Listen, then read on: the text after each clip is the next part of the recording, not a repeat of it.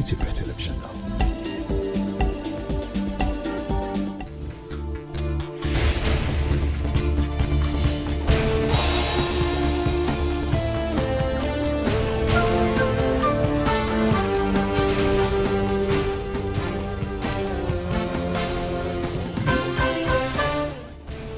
ሐምሌ 14 2018 ዓ.ም ጤና ይስጥልኝ እንደምናመሻችሁ ተከብራችሁ ተመልካቾቻችን ከኢትዮጵያ ቴሌቪዥን የማክሰኞ ምሽት የኢቲቪ 57 ዜናዎችን ይዘን ቀርበናል። አበይት ርዕሶቹን አስቀድማለሁ። በአዲስ አበባ እየተካሄደ የሚገኘው ሀገራዊ ምክክር ለሁሉም የምትመች ሀገር ለመገንባት እንደሚያስችል ተመካካሪዎች ገልጸዋል።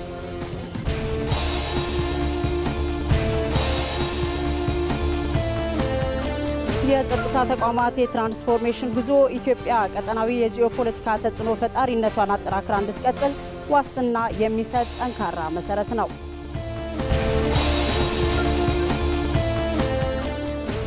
አንዲ በርንሃም በ10 ዓመት ውስጥ 7ኛው የታላቋ ብሪታንያ ጠቅላይ ሚኒስትር ሆኑ።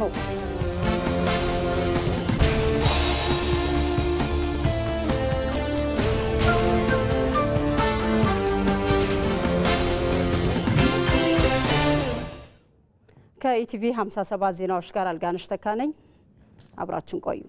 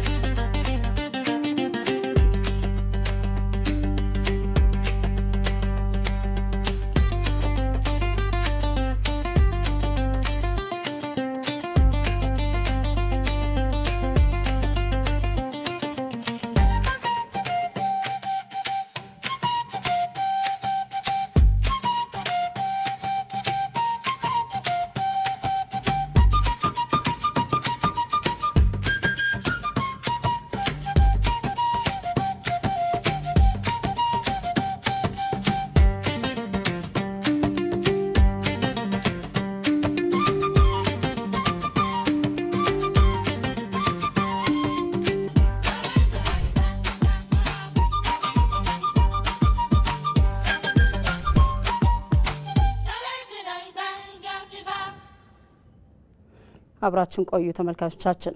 በአዲስ አበባ እየተካሄደ የሚገኘው ሀገራዊ ምክክር ኢትዮጵያውያንን ከአራቱም ማዕዘናት አሰባስቧል። በምክክር ሂደቱ አንዳቸው የሌላውን ሀሳብና ጥያቄ እንዲያዳምጡ እድል የሰጣቸው ሲሆን ስለ ሀገራቸውም በጋራ እንዲመክሩ አስችሏቸዋል። ከኢቢሲ ጋር ቆይታ ያደረጉ ተመካካሪዎች ሀገራዊ ምክክሩ ለሁሉም የምትመች ሀገር ለመገንባት እንደሚያስችልም ገልጸዋል። አስተያየታቸውን ባልደረባችን ወንደሰን አፈወርቅ አሰባስቧል። እንከታተል። አሁን ግሩፓችን መጀመሪያ 4000 ላይ ነበር፣ ከዛ ወደ 500 ነበር፣ ከዛ ደግሞ መተን አሁን 10 ላይ ነው ያለነው። በ10ሩም ላይ የተለያዩ ብሔሮች ናቸው እንዳጋጣሚ ያሉትና የሚነሱ በጣም በርካታ ጥያቄዎች አሉ። በተናጠል እያነሳናቸው የነበሩ ግን ደግሞ የዚህ ምክክር አካል እንዲሆኑና የመፍትሄ አካል እንዲሆኑ እኔም የማነሳቸው ሌሎችም የሚያነሷቸው በርካታ ህዝቡን ከህዝቡ ጋር ለያይተው የቆዩ ምናልባትም የሀገሪቱ ህገ መንግስት ጭምርን ሊዳስስ የሚችል አሁን በስራ ላይ ያለውን ህገ መንግስት ሊዳስስ የሚችሉ በርካታ ጥያቄዎች እየተነሱ ነው ያሉት። እዛ ላይ በስፋት ሰዎች ሀሳባቸውን እየሰጡ ነው፣ ምክክር እያደረጉ ነው። እኔ ወጣት ነኝ፣ ትምህርቴን ተምሬያለሁ። አሁን በግል ስራ ላይ ነው የምተዳደረው። ወክዬ የመጣሁት ደግሞ እንደ አጋጣሚ የንግድ ማህበረሰብን ነው። አጠቃላይ አገሪቱን የዳሰሰ አጠቃላይ ችግሮቻችንን የዳሰሱ የመፍትሄ ሀሳቦችን በሀገራችን ቀጣይ ልማት ላይ ቀጣይ የዲሞክራሲ፣ የኢኮኖሚ፣ ለማህበራዊ ግንባታዎች የሚሆኑ መሰረታዊ የሆኑ ነገሮችን ከዚህ እጠብቃለሁና አሁን ያለውም ሁኔታ ያንን የሚያሳይ ነው። በዚህ በጣም ደስተኛ ነኝ። ከመጀመሪያ ጀምሮ ከመረጃ ማሰባሰብ ጀምሮ እውነት ለመናገር ኮሚሽኑ የሄደበት አካሄድ በጣም ጥሩና ፍትሃዊ፣ ግልጽና አሳታፊ ነበር ማለት ይቻላል። እያንዳንዱ ተሳታፊ የሚሳተፍበት ቦታ ላይ ሁሉም ተሳታፊ የራሱን አይዲያ የራሱን ሀሳብ በነፃነት ሁሉም ሰው ይናገራል። ያለው ሀሳብ ሁሉም ሰው ያስቀምጣል። ይሄ ይሄን ተናገረ ተብሎ የሚከለከልበት ሁኔታ የለም እና የሚያነሱት ኢሹ በጣም ወሳኝና ጥሩ የሆኑ አይዲያዎች ናቸው። እስካሁን መረጃ እንትኖችን ሰዎች ተመርጠው በ50 ተከፋፍለው በ50ዎቹ በ10 ተከፋፍለው በ10 ቡድን ተከፋፍለው ጸሐፊና ሰብሳቢ መርጠው ውይይቱ እየተካሄደ ነው። የጋምቤላ ችግር የአማራ ችግር እንደሆነ፣ የትግራይ ችግር የደቡብ ችግር እንደሆነ እና እርስ በርሳችን ችግሮቻችን ሼር አድርገን ነገር ግን ሰው በሰውየው ልክ ሆነን ነው ተገኝተን ሀሳብ እየሰጠን ያለ ነው ማለት ነው እንጂ ስንመጣ እዚህ ምናልባት በአጋጣሚ እንደ ጋምቤላ ቢመጣም ነገር ግን እዚህ ሲመጣ ስለ ጋምቤላ ብቻ አይደለም ማለት ነው ማነሳው፣ ስለ ሌላም ስለ ሀገሩን ነው። ሀገሩ ወደ አንድ እንዲመጣ የማድረግ ስራ ጥረት ማድረግ አለብን ማለት ነው እንጂ እንደ በፊቱ በተበጣጠሰ መልኩ እያንዳንዱ ስለ ራሱ ብሔር፣ እያንዳንዱ ስለ ራሱ አካባቢ፣ እያንዳንዱ ስለ ራሱ ክልል የሚያወራበት መድረክ አይደለም ማለት ነው። ይሄ ሀገርን ለማጠናከር ነው እንጂ የሆነ ሰፈርን እንትን ለማድረግ አይደለም ማለት ነው። የነበሩ ስብራቶች የሚጠገኑበት ሁኔታ የሚፈጠርበት መድረክ ነው ማለት ነው። ሀዞሬታ ኦተናው ይኸው ውርስ ተጠቀም ኦቲዮ ኩመታ ያ አውተናፕ ኮይሮ ጥበብ በተሞላበት መንገድ በተቀመጡት አጀንዳዎች ላይ መወያየትና መግባባት ከቻልን የተሻለ ሀገር እንዲኖረን ያደርጋል። በዚህም ኢትዮጵያ ታተርፋለች ብዬ አምናለሁ። የተዛቡ ታሪኮቻችንም ተቃንተው ለአለመግባባቶችና ተከማችቶ ለመጣው ችግር ምክንያት በሆኑ ጉዳዮች ላይ እየተወያየን በመሆኑ ከምክክሩ ዘላቂ መፍትሄ እንደሚመጣ አምናለሁ። ልዩነቶችን በውይይት መፍታት አሸናፊና ተሸናፊ የሌለበትን አዲስ የጋራ ወደፊት መገንባት የሚያስችል ቁልፍ መፍትሄ ነው። ግጭትና አለመተማመን ካተረፈው የጥፋት መንገድ በመውጣት በሰለጠነ መንገድ የመወያየት ባህልን ማሳደግ ደግሞ ለነገዋ ኢትዮጵያ ብቸኛው የሰላም ዋስትና ሆኗል። የወደፊት እጣ ፈንታቸውን ለመጻፍ እየመከሩ ያሉት ኢትዮጵያውያንም ታሪክን አድሰው አዲስ ምዕራፍ ለመጻፍ ሂደቱን ጀምረውታል። እድሉ ፈቀደ። ታሪክ እንደሚያስተምረን ግጭትና ጠብ ካለመተማመን ከእድገት ወደ ኋላ ከመቅረትና ከጥፋት በስተቀር ያተረፈልን አንዳችም አዎንታዊ ትርፍ የለም። ይልቁንም የብዙዎችን ሕይወት ቀጥፎ ሀገራዊ ሀብትን አድምቶና ድህነትን አጎልብቶ ማለፉን ያለፉት አጋጣሚዎች ምስክሮች ናቸው። ታዲያ ይህንን አስከፊ ታሪክ ለመስበርና ለነገው ትውልድ የተሻለች ሀገር ለማስረከብ ብቸኛውና አማራጭ የሌለው መንገድ በሰለጠነ መንገድ መወያየትና መመካከር ብቻ ነው። ዛሬ የምንወስደው ውሳኔና የምንከተለው መንገድ የነገዋን ኢትዮጵያ መልክ ይወስነዋል። ለሀገራዊ ህልውናችን ዘላቂነት፣ ለሰላማችን መረጋገጥና ለነገው ትውልድ የተረጋጋችና የበለጸገች ሀገርን ለማስረከብ የውይይትና የሰላም ጉዞ ብቸኛው መንገድ ነው። በመሆኑም የዛሬው ትውልድ ከትናንት ስህተቶች ተምረው የጥላቻና የኃይል መንገድን በቃህ በማለት ልዩነቶችን በሰለጠነ መንገድ ለመፍታት ሀገራዊ ምክክሩን ሁነኛ አማራጭ አድርጎ ተቀብሎታል። ይሄኛ ሀገራዊ ምክክር ሁላችንም ለኛም ተስፋ ነው። ውጪ ላለውም በግጭት ላይ ተጎዳው ብሎ ጫካ ያለውም ራሱ ነፍጥን ይዞ እየተዋጋ ያለው ሁሉ ወደዚህ መጥቶ ሀሳቡን ገልጾ በሰላማዊ መንገድ ያለምንም የህይወት ኮስት ኢትዮጵያን አንድ ያረጋታል ብዬ አስባለሁ። ልዩነቶች በተፈጥሮ የሚኖሩና ውበት ሊሆኑ የሚችሉ ናቸው። ነገር ግን እነዚህን ልዩነቶች በኃይል ለመፍታት መሞከር ጥፋትን እንጂ ዘላቂ መፍትሄን ሊያመጣ አይችልም። ልዩነቶችን በሰለጠነ መንገድና በውይይት የመፍታት ባህልን ማሳደግ ለሀገራዊ ህልውናችን መጠበቅና ለነገው ትውልድ ደህንነት ዋስትና የሚሰጥ ብቸኛው መንገድ ነው። ሀገራዊ ምክክር ደግሞ ይህንን ህልም እውን ለማድረግ ዋነኛው መሳሪያችን ነው። በውይይትና በምክክር በሚደረግ ጉዞ ውስጥ አሸናፊና ተሸናፊ የሚባል ወገን አይኖርም። ይልቁንም እያንዳንዱ ዜጋና የህብረተሰብ ክፍል ሀሳቡ ተሰምቶለት መብቱ ተከብሮና ፍላጎቱ ታይቶ እኩል ተጠቃሚ የሚሆንበት አዲስ ምዕራፍ ይከፍታል እንጂ ምክክር ሀሳቦችን የተለያዩ ሀሳቦችን በጋራ በጠረጴዛ ዙሪያ በማድረግ ያንን ሀሳብ ሁሉም ሰው ሀሳቡን እንዲሰጥ ይደረግና የተሻለ ሀገር ለመፍጠር የትኛው ነው የሚበጀን የሚለውን በመነጋገር በመመካከር የምንፈታው ነገር ነው። ለዘላቂ ሰላም ለዘላቂ ልማት የምንይዘው ሀሳብ ነው። ሰላም ዝም ብሎ የሚመጣ ስጦታ ሳይሆን በየቀኑ በምናደርገው ጥረት፣ በምንናገረው ንግግርና በምንወስደው እርምጃ የሚገነባ የሀገር መሰረት ነው። ከግጭት የሚተርፍ ትርፍ የለም። በሰላምና በውይይት ደግሞ የሚጎዳ ወገን አይኖርም። ስለሆነም እያንዳንዳችን በቤታችን በማህበረሰባችንና በሀገራዊ ደረጃ የሰለጠነ ውይይትና የሰላም አምባሳደር ልንሆን ግድ ይለናል። የወደፊቱ ጉዞአችን የሁሉም ወገን እኩል ተጠቃሚነት የሚረጋገጥ አዲስና ብሩህ የጋራ ጉዞ እንዲሆን ከጫፍ እስከ ጫፍ ሁሉም የህብረተሰብ ክፍል የተወከለበት ሀገራዊ ምክክር የችግራችን ማሳረጊያ ዳርቻ ሊሆን ይገባል። ይህም እየተካሄደ ያለው የውይይት ባህል መደማመጥን መሰረት ያደረገ እንዲሆንና የነገዋን አዲስቷን ኢትዮጵያ መዳረሻ እንዲሆን መተባበር ቁልፉ የወቅቱ ጉዳይ ነው። ከተመካከረን እኮ እየተቀራረብን ነው የምንሄደው፣ እየተስማማን ነው የምንሄደው። አሁን ወዲያው ልንስማማበት የምንችላቸው አሉ፣ በሂደት ደግሞ የምንስማማባቸው አሉ። ራሱ ይሄ የምክክር ሂደት ነው፣ ግብ አይደለም። ስለዚህ ከተመካከርን ከተቀራረብን እንደማመጣለን ማለት ነው። ከተደማመጥን ወደ ጦርነት የሚያስገባ ምንም ነገር የለም። ምክክር ሊሆን የሚችለው ጦርነት አጠና ቁጭ አድርገን ነው፣ የጦር መሳሪያ ቁጭ አድርገን ነውና ትልቅ ሰላምና እድገትን ያመጣል ብለን እናምናለን። አሁን ያለንበት በጠረጴዛ ዙሪያ ተቀምጠን እየመከር ነው ያለው ለጋራ ሀገራዊ ራዕያችን የምንቀርጽበት ወሳኝ ጊዜ መሆኑን እያሰብን ሊሆን ይገባል። በጀመርነው ውይይትና በምክክር የሚገነባ ሰላም የሁላችንን እኩል ተጠቃሚነት የሚያረጋግጥ ማንም አሸናፊ ተሸናፊ የማይሆንበት አዲስና ብሩህ የወደፊት ጉዞ መጀመሪያ ነው። ስለዚህ ሁሉም የህብረተሰብ ክፍል ይህንን የሰላም መንገድ በመምረጥ ለጋራ ሀገር ግንባታ የበኩሉን አስተዋጽኦ ሊያበረክት ይገባል። ይህ ከሆነ በምክክር የሚፈታ ልዩነት በሰላም የሚገነባ ሀገራዊ ህልውና በኢትዮጵያም እውን ይሆናል። ካለፉት ችግሮች ተምረን የተሻለች ሀገር ለመገንባት በመካሄድ ላይ ከሚገኘው ሀገራዊ ምክክር መልካም ውጤትን እንደሚጠብቁ የሐዋሳ ከተማ ነዋሪዎች ተናግሯል። አካታች የሆነው የኢትዮጵያ ሀገራዊ ምክክር ጉባኤ የሁሉም ወገን ድምጽ እኩል እንዲሰማ እድል የፈጠረ ስለመሆኑም አስተያየት ሰጪዎቹ ገልጸዋል። ሚካኤል ገዙ አስተያየታቸውን አሰባስቧል። አሁን ጥሩ መንገድ ላይ ናት። ይሄ እኮ በታሪካችን እኮ እንዲህ አይነት እንመካከር የሚል መታወቅ እንነጋገር እንመካከር ምንድነው ችግራችሁ የሚል ጠፍቶ አታ የኖረች አገር ናት ኢትዮጵያ እና አሁን ጥሩ ለውጥ ላይ ናት።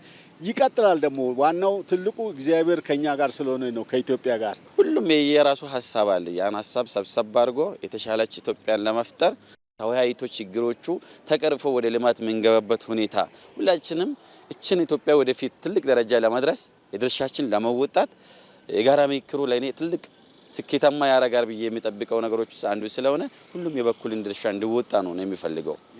አካታችነት በጣም ያስፈልጋል።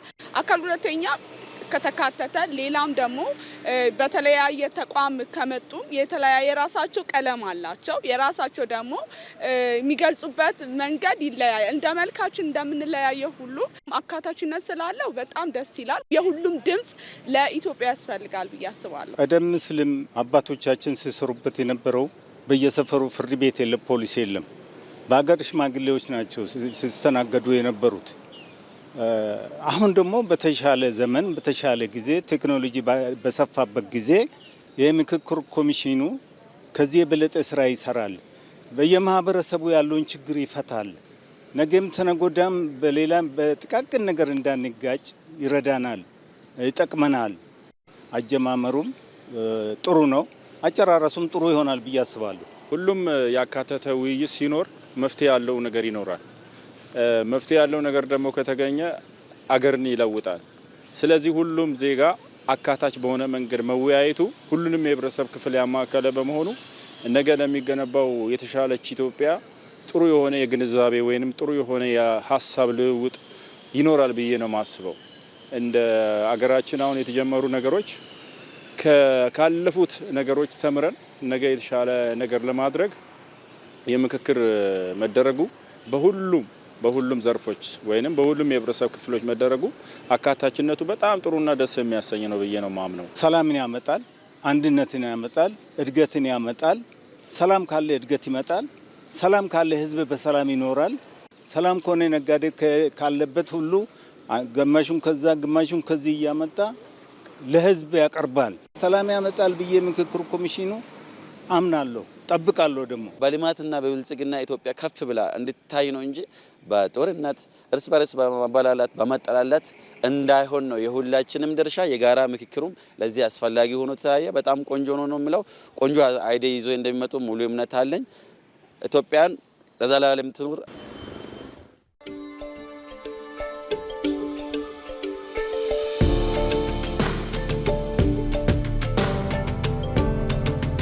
ሳይንስ በቀላሉ መርምሮ ፈትሾ ሊመልሳቸው የማይችሉ ድልብ ሀብት በእኛ ሕዝብ ልምምድ ውስጥ ነበረ። ይጋጫል፣ ግን ይነጋገርና በይቅርታ በካሳ ይፈታል። ይህ ንግግርና የይቅርታ ባህላችን ኢትዮጵያን አጽንቷል። ይህ ውይይት፣ ይህ ምክክር፣ ይህ ንግግር በዚያ ባህላችን ላይ የሚንተራስ ከሆነ ለኛ ብቻ ሳይሆን ለሚቀጥሉት በርካታ አስርት ዓመታት የሚዘልቅ የሚያቆይ መሰረት መጣል ይችላል። ከባህላችን፣ ከማንነታችን፣ ከታሪካችን ሳንነቀል ፈቅደን ወደን በደስታ በፍቅር ስሜት በኃላፊነት ስሜት ይህንን ውይይት የምናካሂድ ከሆነ ካለምንም ጥርጥር ልጆቻችን የበለጸገች የጸናች ኢትዮጵያን መረከብ የሚችሉ ይሆናል።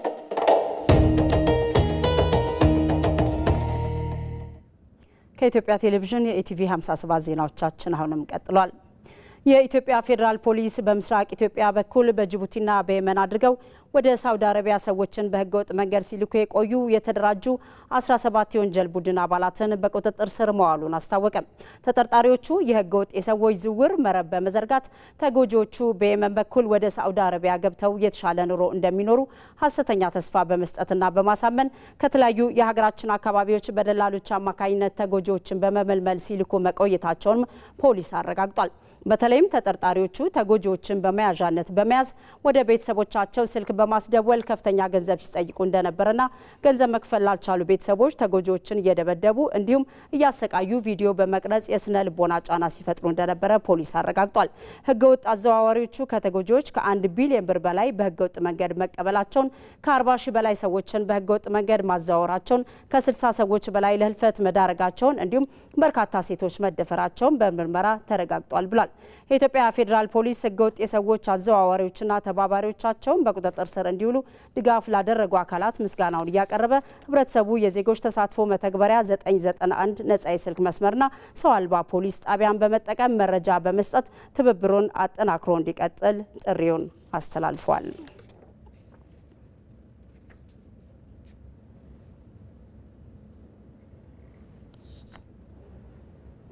ኢትዮጵያ በጸጥታና ደህንነት መዋቅር ላይ ባለፉት 5 ዓመታት ውስጥ ተቋማዊ ሪፎርም አድርጋለች።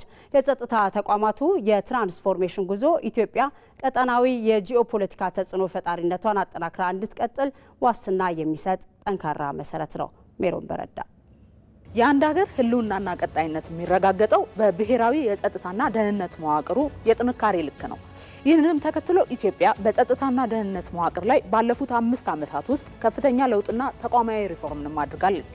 ይህ የሪፎርም ሂደት በዋናነት ተቋማትን ከፖለቲካ ወገንተኝነት ማጽዳት፣ ዘመናዊ ቴክኖሎጂ ማስታጠቅና የሰው ኃይል አቅምን መገንባት ላይ ያተኮረ ነበር። በዲጂታል ቴክኖሎጂ የተደገፈና ዘመናዊ መረጃዎችን በፍጥነት የሚያቀብል የአየር ኃይልና የጦር ኃይሎች ጠቅላይ መምሪያ እዝ ማዕከላትን የገነባችው ኢትዮጵያ የሰው አልባ አውሮፕላኖች ወይም ድሮኖች፣ ዘመናዊ ባለ ብዙ ሚና ተዋጊ ጀቶችንና የረጅም ርቀት ሚሳኤሎችንም ለዜጎቿ ደህንነትና ለሉዓላዊነቷ ማጽኛ ታጥቃለች።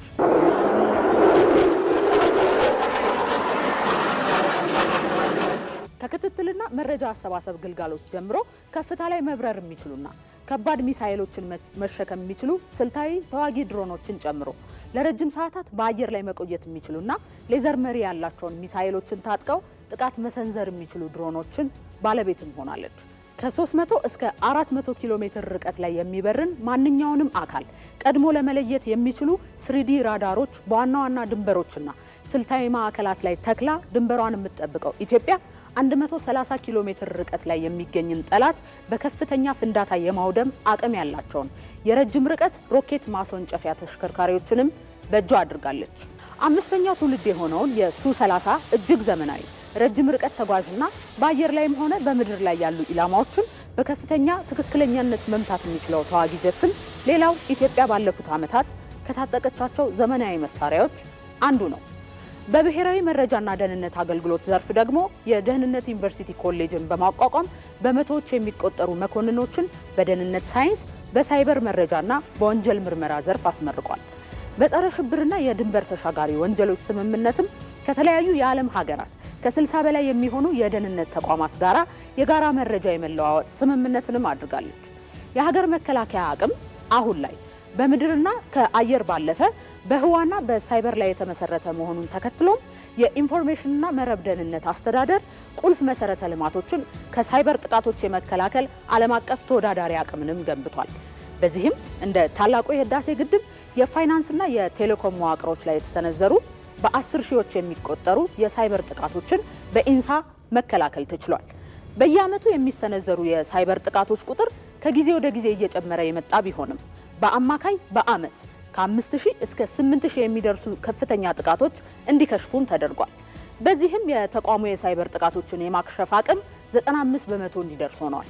የዛሬዎቹ የጸጥታ ተቋማት የማድረግ አቅም የሚለካው በጠመንጃ ብዛት ሳይሆን በድሮን፣ በሳይበር፣ በአርቲፊሻል ኢንተለጀንስ እና በፕሮፌሽናል የሰው ኃይል ግንባታ ነው። ይህ ከትላንት እስከ ዛሬ የተደረገ የጸጥታ ተቋማት የትራንስፎርሜሽን ጉዞ ኢትዮጵያ ቀጠናዊ የጂኦፖለቲካ ተጽዕኖ ፈጣሪነቷን አጠናክራ እንድትቀጥል ዋስትና የሚሰጥ ጠንካራ መሰረትም ነው። የአረንጓዴ አሻራ መርሃ ግብር ለኢትዮጵያና ለዓለም የአየር ንብረት ለውጥ ችግሮች ታላቅ መፍትሄ ሆኗል።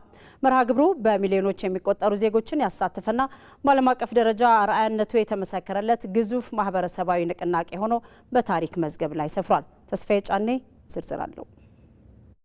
ኢትዮጵያ የነገዋን መጻኢ ዕድል በተሻለ ስነ ምህዳር ላይ ለመገንባት በጽኑ መር ላይ የተመሰረተ ሰፊ ስራን ስታከናውን ቆይታለች። በተለይም ባለፉት 8 ዓመታት ለአረንጓዴ ከባቢውን መሆንና ለአየር ንብረት ለውጥ መቋቋም ከፍተኛ ቅድሚያ በመስጠት የተከናወኑት ተግባራት ሀገራዊ ገጽታን እየቀየሩ ይገኛሉ። እነዚህ ተግባራት ዓለም ለአየር ንብረት ለውጥ መቋቋም ለምታደርገው ጥረት ውስጥ ጉልህ አሻራ ተደርገው የተቀመጡ ናቸው።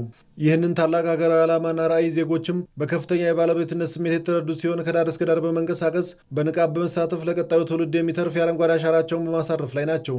ሁሉም ሰው ባለበት ቦታ ላይ ይህንን ነገር የተከለውን እየተንከባከበ በየጊዜው እያየ ለውጥ እያየ የሚሄድ ከሆነ ሀገሪቷም እንደዚህ ለውጥ ታመጣለች። ከኢቲቪ ዳጉ ዝግጅት ጋር ቆይታ የነበራቸው የአረንጓዴ አሻራ መርሃ ግብር የቴክኒክ ኮሚቴ አስተባባሪው ዶክተር አደፍርስ ወርቁም ይህ ታላቅ መርሃ ግብር በገጠሟት ዘርፈ ብዙ ፈተናዎችና ችግሮች ውስጥ ጠልፋ ለምትጓዘው ኢትዮጵያ ወሳኝና አስተማማኝ መፍትሄ መሆኑን በንግግራቸው አስታውሰዋል።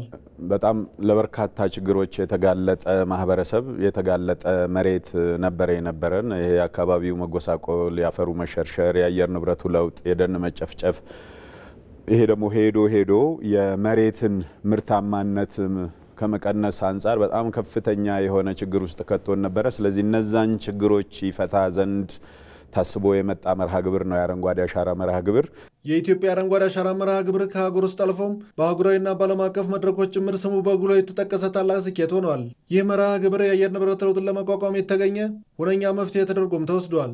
በባለፉት 8 ዓመታት ምናልባትም በሀገራችንም በዓለምም ታሪክ ታይቶ በማይታወቅ ደረጃ እያንዳንዱ ዜጋ እጁን አፈር አስነክቶ የሀገሩን ችግር ለመፍታት ከፍተኛ አስተዋጽኦ ርብርብ ያደረገባቸው ዓመታት ናቸው ማለት ነው። እነዚህ የባለፉት 8 ዓመታት መሬት መሸከም የምትችለውን ያክል ነው መሸከም የምትችለው፣ ማምረት የምትችለውን ያክል ነው ማምረት የምትችለው። ነገር ግን ያ ምርት በዘላቂነት መቀጠል እንዲችል እንክብካቤ ደግሞ ትፈልጋለች። ዝም ብለን ኤክስፕሎይት እያደረግናት ሁሉ ጊዜ እሷን ብቻ እየወሰድን ልንቀጥል እንደማንችል ማህበረሰባችን ግንዛቤ ያሳደረበትና ምናልባትም ከዚህ በፊት በዘመናት ማለት ነው በ30 ዓመት በ100 ዓመት በ200 ዓመት የጠፋውን አፈር የጠፋውን ደን የጠፉትን ምንጮች መልሶ ለማምጣት ቁርጠኛ ሆኖ ስራ ሲሰራ የነበረበት ዓመት ነው የባለፉት 8 ዓመታት። መርሃ ግብሩ በሚሊዮኖች ለሚቆጠሩ ዜጎችን ያሳተፈና በዓለም አቀፍ ደረጃ በአርአያነቱ የተመሰከረለት ግዙፍ ማህበረሰባዊ ንቅናቄ ሆኖም በታሪክ መዝገብ ላይ ሰፍሯል። ይህ መርሃ ግብር ለመጀመሪያ ጊዜ ይፋ ሲደረግ የተቀመጠው ግዙፍ እቅድም በአንዳንዶች ዘንድ የማይታሰብና የማይሳካ ተደርገው ጥርጣሬን ፈጥሮም እንደነበር ይታወሳል።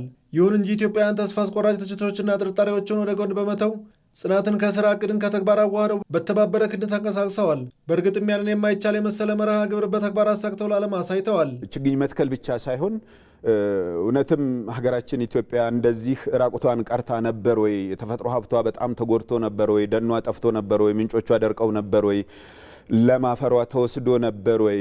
ልንደርስላት ይገባል የሚለውን ነገር በጣም ሰውን ኢሞሽናል ጭምር አድርጎ እንዲተባበር ደጋግሞ ችግኝ ለመትከል እንዲወጣ ያደረገ የምንተክላቸው ችግኞችም ስብጥራቸው እየሰፋ የመጣበት የደን ብቻ ሳይሆን የፍራፍሬዎችንም የመኖ ችግኞችንም እያደረግን ወጣቶች እየተደራጁ ተስፋ የሰነቁበትና ከዚህ ከሚሰራ ስራ የኢኮኖሚ ፋይዳ እናገኛለን ብለው በደንብ ሐሳባቸውን መሬት ላይ ያሳረፉበት አመት ነው ያ አመት። በአረንጓዴ አሻራ መርሃ ግብር በየአመቱ የሚተከሉ ችግኞች ቁጥር እየጨመረ የመጣ ሲሆን መርሃ ግብሩ በዚህ አመትም ተጠናክሮ ቀጥሏል። ወደ ውጭ ዜና ተሻግረናል። አንዲ በርንሃም በ10 ዓመት ውስጥ 7ኛው የታላቋ ብሪታንያ ጠቅላይ ሚኒስትር በመሆን ስልጣን ተረከቡ። የሌበር ፓርቲን የውስጥ ሽግግር ተከትሎ በንጉስ ቻርልስ ሳልሳዊ ጥሪ የተደረገላቸው የቀድሞ የማንቸስተር ከንቲባ ሀገሪቱን ከፖለቲካዊ ውዥንብርና ከኢኮኖሚ አለመረጋጋት ለማውጣት ስልጣን ተረክበዋል። ወንድማገኝ ኃይሉ ተጨማሪ ያለው የታላቋ ብሪታንያ የፖለቲካ ስርዓት በዓለም አቀፍ ደረጃ በጽኑ ተቋማዊ መዋቅሩና በፖለቲካዊ መረጋጋቱ ይታወቅ ነበር። ነገር ግን ባለፉት 10 ዓመታት ያየችው ተደጋጋሚ መንግስት መሪዎች ቅያሪም የዚችን ታላቅ ሀገር የፖለቲካ ገጽታ ሙሉ በሙሉ ቀይሮታል። ባለፉት 7 ዓመታት አንዳንድ መሪዎች እቅዶቻቸውን እንኳን በከፊል ሳይጀምሩ ቤተ መንግስታቸውን ለቀው እንዲወጡ ገዢ ፓርቲዎች በማስገደዳቸው ባለፉት 7 ዓመታት 7 ጠቅላይ ሚኒስትሮችን አስተናግዳለች።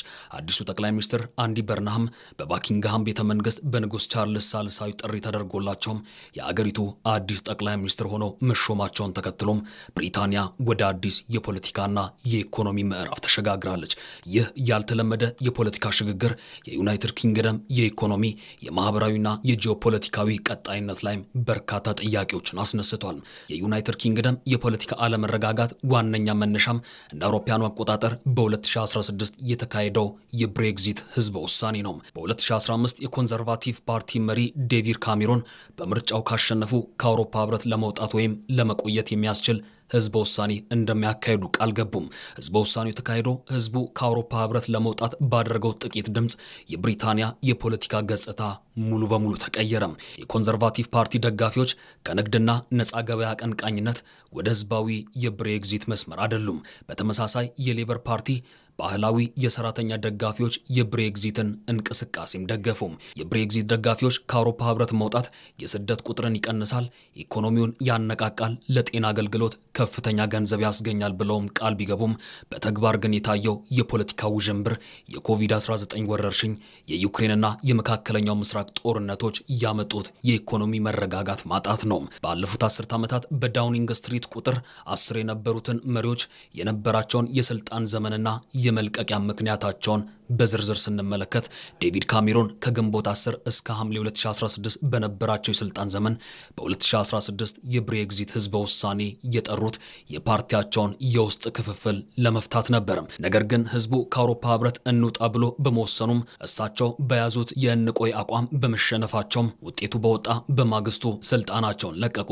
ቴሬዛ ሜይ ከሐምሌ 2016 እስከ ሐምሌ 2019 የብሬግዚት ስምምነትን ለመቅረጽ 3 ዓመታትን የፈጀ ፈታኝ ጊዜ አሳልፈዋል። ነገር ግን በፓርቲያቸው ውስጥ በነበረው የጽኑ አቋም መከፋፈል ምክንያት ያቀረቧቸው የስምምነት ረቂቆች በፓርላማ በተደጋጋሚ ውድቅ በመደረጋቸውም ስልጣናቸውን በእንባ ለመልቀቅ ተገደዋል። ቦሪስ ጆንሰን ከሐምሌ 2019 እስከ መስከረም 2022 ብሬግዚትን እንፈጽመዋለን በሚል መፈክር አብላጫ ድምጽ አግኝተው ቢመረጡም ከብሬግዚት በኋላ የስደተኞች ቁጥር በከፍተኛ ሁኔታ መጨመሩና በኮቪድ-19 ጊዜ የተደረጉ መመሪያ ተላላፊ ድግሶች እንዲሁም የሥነ ምግባር ጉድለት ቅሌቶች ስልጣናቸውን አሳጥቷቸዋል። ሊዝ ትረስ ከመስከረም 2022 እስከ ጥቅምት 2022 በብሪታንያ ታሪክ አጭሩን የ45 ቀናት ስልጣን ያሳለፉት ሊዝ ትረስ ባቀረቡት ያልታሰበ የበጀትና የታክስ ቅናሽ ፖሊሲ ምክንያት የፓውንዶች ዋጋ እንዲወርድ፣ የቤት ብድር ወለድ እንዲቀንስና የፋይናንስ ገበያው እንዲናጋ በማድረጋቸው ተገፍተው ወጥተዋል።